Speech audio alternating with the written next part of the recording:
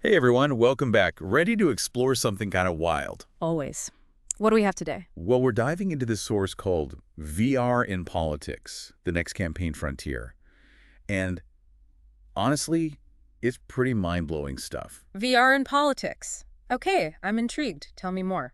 It's all about how virtual reality could, like, totally revolutionize political campaigns. Think about it. Attending rallies from your couch. Interesting. But wouldn't that make people even less and less likely to actually engage? That's the question. Okay. But think about it. What if you weren't just watching, but actually, felt like you were in the crowd? Maybe even got to shake hands with the candidate, virtually, of course. Okay, now you've got my attention. Right. So that's what we're going to unpack today.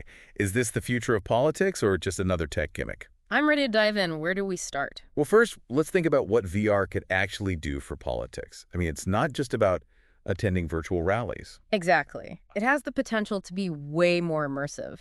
Imagine you could actually experience what a proposed policy would be like. Oh, like walk through a virtual model of that new park they're proposing. Precisely.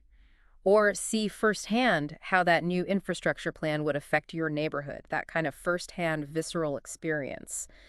That could totally change how voters understand and connect with these issues. And honestly, it's not even that far-fetched. The source mentioned that South Korea has already been using VR in political events for a while now. Oh, yeah, and it seems to be a big hit, especially with younger voters. They want something more interactive, less passive. Right.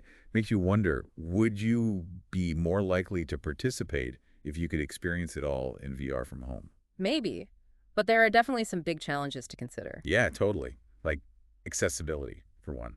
VR headsets are still pretty expensive. That automatically excludes a huge chunk of the population. We can't just create a new digital divide in politics. It's like that saying, the rich get richer. But in this case, it's the tech savvy get more politically involved. Exactly. And even if everyone had a headset, there's the question of, well, how user-friendly is this all going to be? Yeah, the user experience, or UX, is super important here. Think about it. You put on this headset expecting some mind-blowing experience, and the controls are clunky, the visuals are laggy, it makes you feel sick. Ugh, yeah, talk about a turnoff. Exactly. So good UX design is essential if VR is going to have any real impact in politics. It's got to be seamless, intuitive, engaging.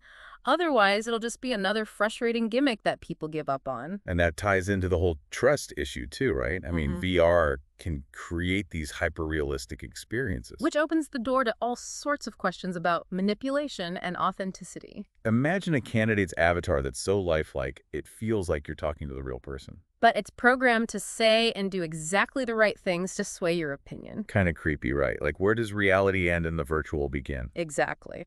So transparency in how this technology is used is going to be super important for building trust. For sure. Oh, and we can't forget about motion sickness. Not everyone's stomach can handle all that virtual movement.